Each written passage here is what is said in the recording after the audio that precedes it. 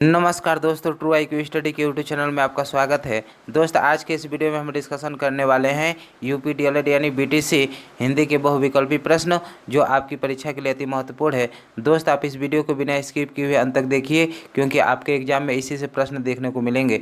चलिए दोस्त, इन क्वेश्चनों को बिना देर किए हुए स्टार्ट करते हैं। तो चलिए दोस्त, आज का पहला क्वेश्चन है कि ज्ञ वर्ण किन वर्णों के संयोग से बना है। तो दोस्त, ज्ञ वर्ण ज प्लस ञ के संयोग से बना है। इस तरह हम लोग का ब ऑप्शन सही होगा। चलिए दोस्त, अगला प्रश्न है कि अशुद्ध वर्तनी वाले शब्द का चयन कीजिए, यानी इनमें से कौन अशुद्ध है। तो दोस्त, अति उत्तम। तो दोस्त, अति उत्तम नहीं होता, अति उत्तम होता है। इस तरह हम लोग का आ ऑप्शन सही होगा। चलिए दोस्त, अगला प्रश्न है कि जल शब्द में समाहित स्वरवर्ण है। तो दोस्त, जल शब्द में समाहित स्वरवर्ण अ है। इस तरह हम लोग का ब ऑप्शन सही होगा। चलिए दोस्त, अगला प्रश्न है कि कलम पकड़ने की सही विधि है।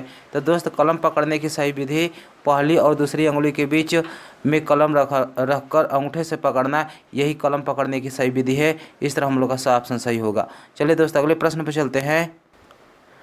किन वर्णों को अर्धस्वर कहा जाता है। तो दोस्त, य और व को अर्धस्वर कहा जाता है। इस तरह हम लोग का ब ऑप्शन सही होगा। चलिए दोस्त, अगला प्रश्न है कि हिंदी भाषा की लिपि है। तो दोस्त, हिंदी भाषा की लिपि देवनागरी लिपि कहलाती है। इस तरह हम लोग का ब ऑप्शन सही होगा। चलिए दोस्त, अगला प्रश्न है कि हिंदी भाषा में स्वरों की संख्या है। तो दोस्त, हिंदी भाषा में स्वरों की संख्या 11 होता है। इस तरह हम लोग का ब ऑप्शन सही होगा। चलिए दोस्त, अगला प्रश्न है कि हिंदी भाषा में व्यंजनों की संख्या है। तो दोस्त, हिंदी भाषा में व्यंजनों की संख्या 33 होता है। इस तरह हम लोग का आ ऑप्शन सही होगा। चलिए दोस्त, अगला प्रश्न है कि हिंदी वर्णमाला में वर्णों को बांटा गया है। तो दोस्त, हिंदी वर्णमाला में वर्णों को 2 भागों में बांटा गया है। इस तरह हम लोग का द ऑप्शन सही होगा। चलिए दोस्त, अगला प्रश्न है कि ड और ढ वर्ण है। तो दोस्त, ड और ढ वर्ण को उत्क्षिप्त व्यंजन या द्विगु व्यंजन कहा जाता है। इस तरह हम लोग का आ ऑप्शन सही होगा। दोस्त, यहाँ पर थोड़ा सा गलत उत्तर दिया हुआ है, इसको आप सही कर लीजिएगा। चलिए दोस्त, अगले प्रश्न पर चलते हैं। भाषा की सबसे छोटी और महत्वपूर्ण इकाई है। तो दोस्त, भाषा की सबसे छोटी और महत्वपूर्ण इकाई ध्वनि कहलाती है। इस तरह हम लोग का ऑप्शन सही होगा। चलिए दोस्त, अगला प्रश्न है कि भाषा प्रारंभ होती है। तो दोस्त, भाषा ध्वनि से प्रारंभ होती है। इस तरह हम लोग का ब ऑप्शन सही होगा। चलिए दोस्त, अगला प्रश्न है कि भाषा अभिव्यक्ति के साधन है। तो दोस्त, जो भाषा अभिव्यक्ति का साधन होता है वो बोलकर और सुनकर, लिखकर और पढ़कर दोनों से हो सकता है। इस तरह हम लोग का ऑप्शन सही होगा। चलिए दोस्त, अगला प्रश्न है कि वर्ण ब का उच्चारण स्थान है। तो दोस्त, जो वर्ण ब का उच्चारण स्थान होता है वो ओष्ठ से होता है। इस तरह हम लोग का ऑप्शन सही होगा। चलिए दोस्त, अगला प्रश्न है कि निम्न में कौन अंतस्थ व्यंजन नहीं है। तो दोस्त, जो म है यह अंतस्थ व्यंजन नहीं है। इस तरह हम लोग का द ऑप्शन सही होगा। दोस्त, अंतस्थ व्यंजनों की संख्या 4 होता है। य र ल व को अंतस्थ व्यंजन कहा जाता है। चलिए दोस्त, अगले प्रश्न पर चलते हैं। वर्णमाला में किसे स्पर्श संघर्षी भी कहा जाता है। तो दोस्त, च वर्ग को स्पर्श संघर्षी व्यंजन कहा जाता है। इस तरह हम लोग का ऑप्शन सही होगा। चलिए दोस्त, अगला प्रश्न है कि निम्न में से किस शब्द में शुद्ध मात्रा प्रयुक्त हुई है। तो दोस्त, जो रेणु है, तो रेणु में शुद्ध मात्रा प्रयुक्त हुई है। इस तरह हम लोगों का ऑप्शन सही होगा। चलिए दोस्त, अगला है कि निम्न में से कौन सा युग्म कंठ तालव्य है। तो दोस्त, जो हम लोगों का ए और ऐ है वह कंठ तालव्य है। इस तरह हम लोग का ऑप्शन सही होगा। चलिए दोस्त, अगला प्रश्न है कि औ का उच्चारण स्थान है। तो दोस्त, औ का उच्चारण स्थान कंठ प्लस ओष्ठ यानी कंठोष्ठ से होता है। इस तरह हम लोग का ऑप्शन सही होगा। चलिए दोस्त, अगला है कि निम्न में से कौन स्पर्श संघर्षी है। तो दोस्त, च वर्ग जो होता है उसी को हम लोग स्पर्श संघर्षी व्यंजन कहते हैं। इस तरह हम लोग का ऑप्शन सही होगा। दोस्त, यहाँ पर थोड़ा सा गलत दिया है, इसको आप सही कर लीजिएगा। चलिए दोस्त, अगला प्रश्न है कि वह का उच्चारण स्थान है। तो दोस्त, वह का उच्चारण स्थान दंतोष्ठ होता है। इस तरह हम लोग का ऑप्शन सही होगा। चलिए दोस्त, अगले प्रश्न पर चलते हैं। फ का उच्चारण स्थान है। तो दोस्त, फ का उच्चारण स्थान ओष्ठ होता है। इस तरह हम लोगों का ऑप्शन सही होगा। चलिए दोस्त, अगला प्रश्न है कि निम्न में से कौन सा ऊष्म व्यंजन नहीं है। तो दोस्त, इसमें से सह ऊष्म व्यंजन होता है, लेकिन र ऊष्म व्यंजन नहीं होता है। इस तरह हम लोगों का द ऑप्शन सही होगा। चलिए दोस्त, अगला प्रश्न है कि निम्न में से कौन सा सही है, यानी इनमें से कौन सही है। तो दोस्त, जो स ऑप्शन दिया है च छ ज झ स्पर्श संघर्षी हैं। तो दोस्त, यह हम लोगों का सही है। इस तरह से ऑप्शन सही होगा। चलिए दोस्त, अगला प्रश्न है कि निम्नलिखित में से कौन सही शब्द है। तो दोस्त, हम लोग का जो परीक्षा ब वाला लिखा हुआ है वह सही है। इस तरह हम लोग का ब ऑप्शन सही होगा। चलिए दोस्त, अगला प्रश्न है कि उपकार का विलोम है। तो दोस्त, उपकार का विलोम शब्द अपकार होता है। इस तरह हम लोग का द ऑप्शन सही होगा। चलिए दोस्त, अगला प्रश्न है कि ऐश्वर्य का विलोम है। तो दोस्त, ऐश्वर्य का विलोम शब्द अनैश्वर्य होता है। इस तरह हम लोग का ब ऑप्शन सही होगा। चलिए दोस्त, अगले प्रश्न पर चलते हैं। ओजस्वी का विलोम शब्द है, तो दोस्तों ओजस्वी का विलोम शब्द निस्तेज होता है। इस तरह हम लोग का अ ऑप्शन सही होगा। चलिए दोस्तों अगला प्रश्न है कि हिंदी वर्णमाला में वर्णों की संख्या है, तो दोस्तों हिंदी वर्णमाला में वर्णों की संख्या 52 होता है। इस तरह हम लोगों का ब ऑप्शन सही होगा। चलिए दोस्तों अगला प्रश्न है कि संयुक्त व्यंजनों की संख्या है, तो दोस्तों संयुक्त व्यंजनों की संख्या 4 होता है। इस तरह हम लोग का स ऑप्शन सही होगा। चलिए दोस्तों अगला प्रश्न है कि हंस पद का चिन्ह है, तो दोस्तों हंस पद का चिन्ह हम लोग का ब ऑप्शन होगा। इस तरह हम लोग का ब ऑप्शन सही है। चलिए दोस्तों अगला प्रश्न है कि अर्ध समृद्ध स्वर है, तो दोस्तों अर्ध समृद्ध स्वर ए और ओ हैं। इस तरह हम लोगों का अ ऑप्शन सही होगा। थोड़ा सा दोस्त यहाँ पर गलत ऑप्शन दिया हुआ है, इसको आप सही कर लीजिएगा। चलिए दोस्त अगले प्रश्न पर चलते हैं। कंठ ध्वनि का सही प्रयोग है, तो दोस्त कंठ ध्वनि का सही प्रयोग खड़क में है। इस तरह हम लोग का स ऑप्शन सही होगा। चलिए दोस्त अगला प्रश्न है कि वड़ का उच्चारण स्थान है, तो दोस्तों वड़ का उच्चारण स्थान तालव्य से होता है। इस तरह हम लोग का स ऑप्शन सही होगा। चलिए दोस्त अगला प्रश्न है कि स का उच्चारण स्थान है, तो दोस्त स का उच्चारण स्थान तालु से होता है। इस तरह हम लोग का स ऑप्शन सही होगा। चलिए दोस्त अगला प्रश्न है कि निम्न में ह्रस्व ध्वनि है, तो दोस्त जो ई है वह ह्रस्व ध्वनि होता है। इस तरह हम लोग का द ऑप्शन सही होगा। चलिए दोस्त अगला प्रश्न है कि निम्न में से ह्रस्व स्वर नहीं है, तो दोस्त ह्रस्व स्वरों की संख्या 4 होता है, अ ई उ री, लेकिन यहाँ पर हम लोग का आ जो है वह संयुक्त स्वर है। इस तरह हम लोग का द ऑप्शन सही होगा। चलिए दोस्त अगला प्रश्न है कि करुड़ का विलोम शब्द होगा, तो दोस्त करुड़ का विलोम शब्द निष्ठर होता है। इस तरह हम लोग का स ऑप्शन सही होगा। चलिए दोस्त अगले प्रश्न पर चलते हैं कि कृत्रिम का विलोम है, तो दोस्त कृत्रिम का विलोम शब्द प्राकृतिक होता है। इस तरह हम लोग का द ऑप्शन सही होगा। चलिए दोस्त अगला प्रश्न है कि अभिज्ञ का विलोम शब्द है, तो दोस्त अभिज्ञ का विलोम शब्द अज्ञ होता है। इस तरह हम लोग का ब ऑप्शन सही होगा। चलिए दोस्त अगला प्रश्न है कि इष्ट का विलोम शब्द है, तो दोस्त इष्ट का विलोम शब्द अनिष्ट होता है। इस तरह हम लोग का स ऑप्शन सही होगा। चलिए दोस्त अगला प्रश्न है कि निम्न में से किस वर्ण का उच्चारण स्थान कंठ नहीं है, तो दोस्त क वर्ग के सभी वर्णों का उच्चारण स्थान कंठ से होता है, लेकिन यहाँ पर जो ढ दिया है यह कंठ से नहीं होता है, इसलिए हम लोगों का द ऑप्शन सही होगा। चलिए दोस्त अगला प्रश्न है कि निम्न में से कौन संयुक्त वर्ण नहीं है, तो दोस्त हम लोगों का री जो होता है संयुक्त वर्ण नहीं होता है। इस तरह हम लोग का द ऑप्शन सही होगा। चलिए दोस्त अगला प्रश्न है जिन वर्णों का उच्चारण बिना बाधा अवरोध के होता है ऐसे वर्णों को कहते हैं, तो दोस्त ऐसे वर्णों को स्वर कहते हैं। चलिए दोस्त अगला प्रश्न है कि निम्न में से कौन सा असत्य है, तो दोस्त त ओष्ठ व्यंजन है, तो दोस्त त ओष्ठ व्यंजन नहीं होता है, यह दंत व्यंजन होता है। इस तरह हम लोगों का अ ऑप्शन सही होगा। चलिए दोस्त अगला प्रश्न है कि च वर्ग है, तो दोस्त च वर्ग तालव्य होता है। इस तरह हम लोगों का अ ऑप्शन सही होगा। चलिए दोस्त अगला है कि निम्न में से कौन पार्श्विक वर्ण है, तो दोस्त ल को पार्श्विक वर्ण कहा जाता है। इस तरह हम लोग का स ऑप्शन सही होगा। चलिए दोस्त अगला प्रश्न है कि निम्नलिखित में से कौन उत्क्षिप्त व्यंजन है, तो दोस्त ड और ढ को उत्क्षिप्त व्यंजन कहते हैं। इस तरह हम लोग का ब ऑप्शन सही होगा। चलिए दोस्त अगला प्रश्न है कि ज्ञ को वर्णमाला में माना जाता है, तो दोस्त ज्ञ को वर्णमाला में संयुक्त व्यंजन माना जाता है। इस तरह हम लोगों का ऑप्शन सही होगा। चलिए दोस्त अगले प्रश्न में चलते हैं कि निम्नलिखित शब्दों में से कौन सा शुद्ध है, तो दोस्त यहाँ पर अधीन अधीन अधीन या इनमें से कोई नहीं, तो दोस्त हम लोगों का अधीन होता है, अधीन नहीं होता है। इस तरह हम लोग का ब ऑप्शन सही होगा। चलिए दोस्त अगला प्रश्न है कि मांटेसरी विधि का उपयोग करते हैं, तो दोस्त मांटेसरी विधि का उपयोग लेखन शिक्षण में करते हैं। इस तरह हम लोग का स ऑप्शन सही होगा। चलिए दोस्त अगला प्रश्न है कि 6 संयुक्त वर्ण संयोग से बनता है, यानी किनके संयोग से बनता है, तो दोस्त क और स के संयोग से बनता है। इस तरह हम लोग का द ऑप्शन सही होगा। चलिए दोस्त अगला प्रश्न है कि पर्वत शब्द का समानार्थी शब्द है, तो दोस्त पर्वत शब्द का समानार्थी शब्द कूट है। इस तरह हम लोग का स ऑप्शन सही होगा। चलिए दोस्त अगला प्रश्न है कि निम्न में से कौन सा मूर्धन्य ध्वनि नहीं है, तो दोस्त हम लोगों का ढ जो होता है यह मूर्धन्य ध्वनि नहीं होता है। इस तरह हम लोग का द ऑप्शन सही होगा।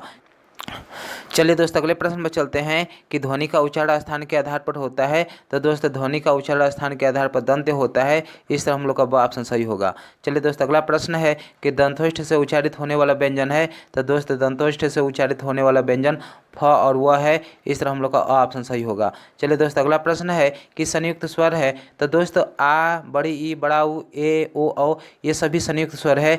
इस तरह हम लोग का ब ऑप्शन सही होगा।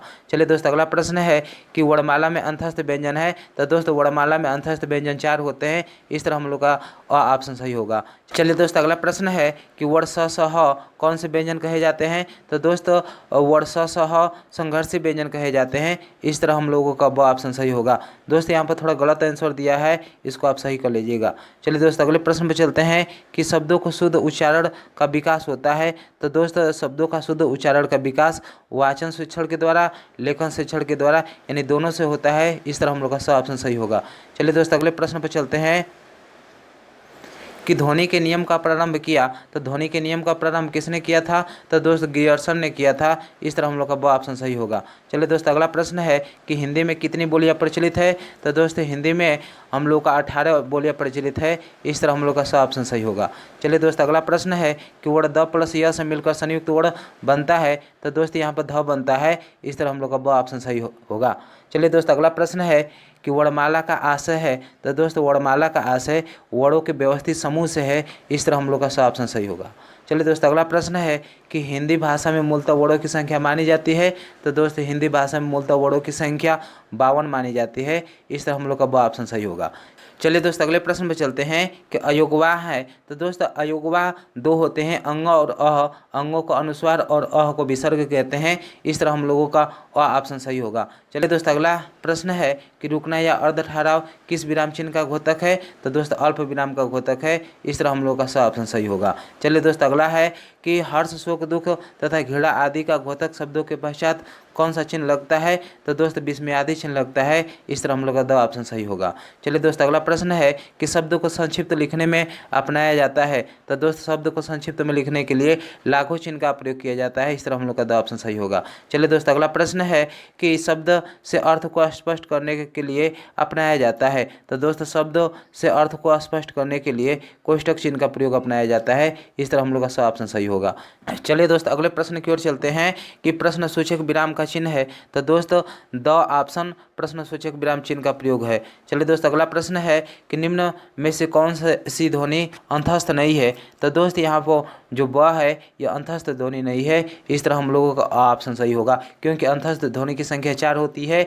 य र ल वही अंतस्थ ध्वनि कहलाती है। चलिए दोस्त अगला प्रश्न है कि पाठ्य वस्तु विश्लेषण होता है। तो दोस्त पाठ्य वस्तु विश्लेषण एक क्लास की शैक्षिक सामग्री होता है। इस तरह हम लोग का द ऑप्शन सही होगा। चलिए दोस्त अगला प्रश्न है कि आनंद का विलोम है। तो दोस्त आनंद का विलोम शब्द विषाद होता है। इस तरह हम लोग का ब ऑप्शन सही होगा। चलिए दोस्त अगला प्रश्न है कि विरोध शब्द का विलोम है। तो दोस्त विरोध शब्द का विलोम शब्द समर्थन होता है। इस तरह हम लोग का स ऑप्शन सही होगा। चलिए दोस्त अगला प्रश्न है कि स स ह व्यंजन कहलाते हैं। तो दोस्त स स ह व्यंजन उसमें व्यंजन कहलाते हैं। इस तरह हम लोग का ऑप्शन सही होगा। चलिए दोस्त अगले प्रश्न की ओर चलते हैं। अहि शब्द का अर्थ है। तो दोस्त अहि शब्द का अर्थ सर्प होता है। इस तरह हम लोग का ऑप्शन सही होगा। चलिए दोस्त अगला प्रश्न है कि अस्थावर का विलोम शब्द है। तो दोस्त अस्थावर का विलोम शब्द जंगम होता है। इस तरह हम लोग का द ऑप्शन सही होगा।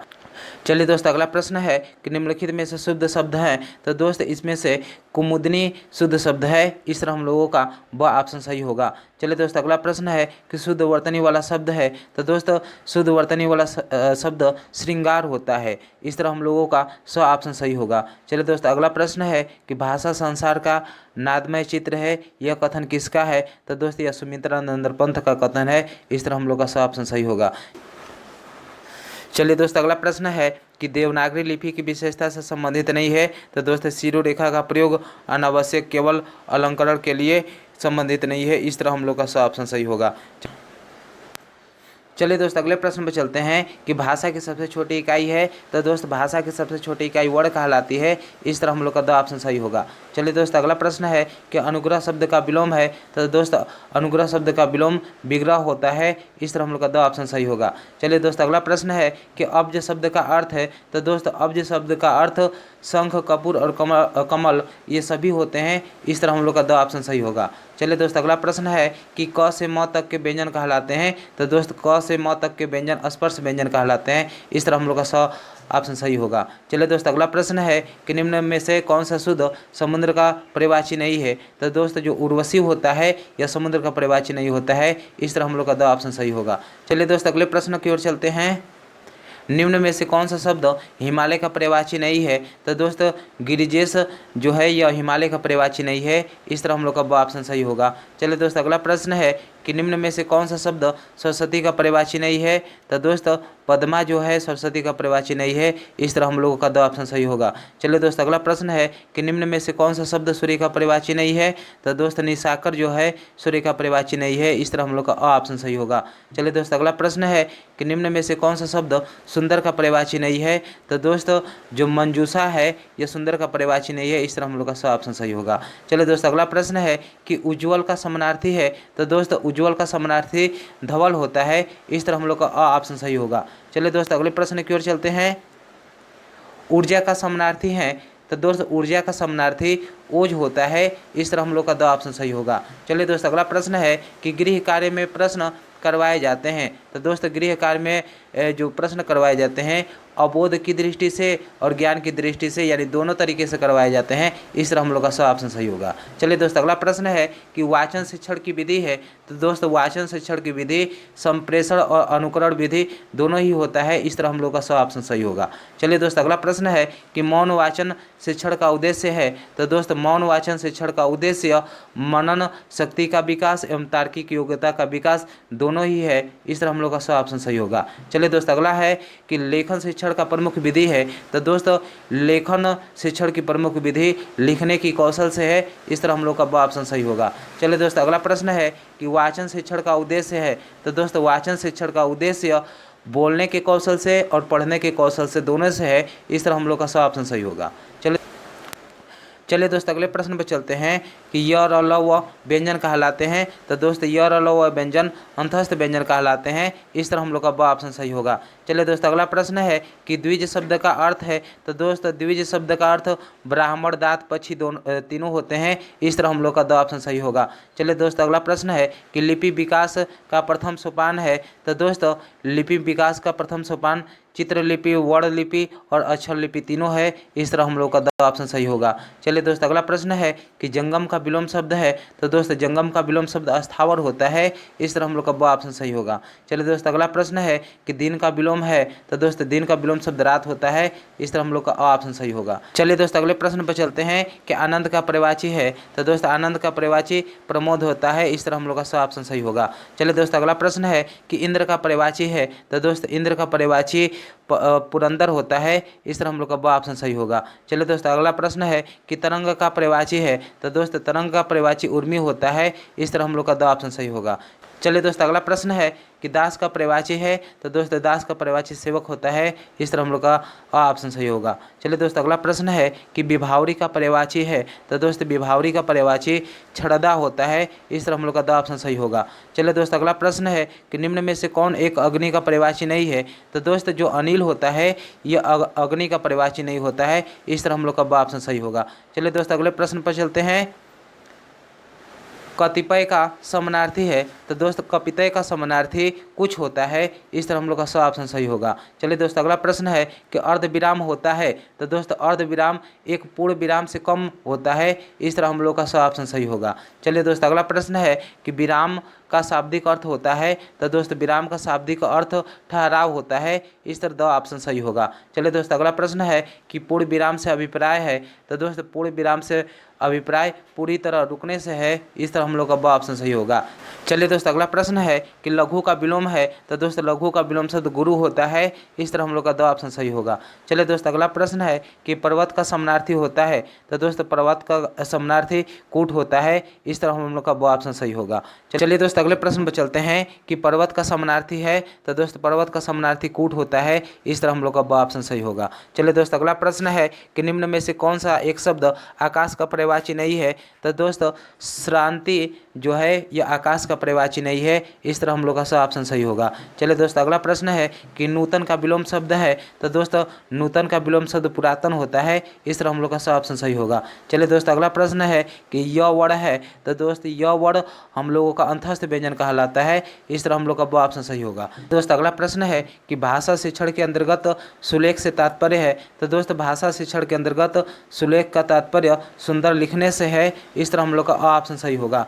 चलिए दोस्त अगला प्रश्न है कि अंतःस्थ व्यंजनों की संख्या होता है, तो दोस्त अंतःस्थ व्यंजनों की संख्या 4 होता है। इस तरह हम लोगों का सा ऑप्शन सही होगा।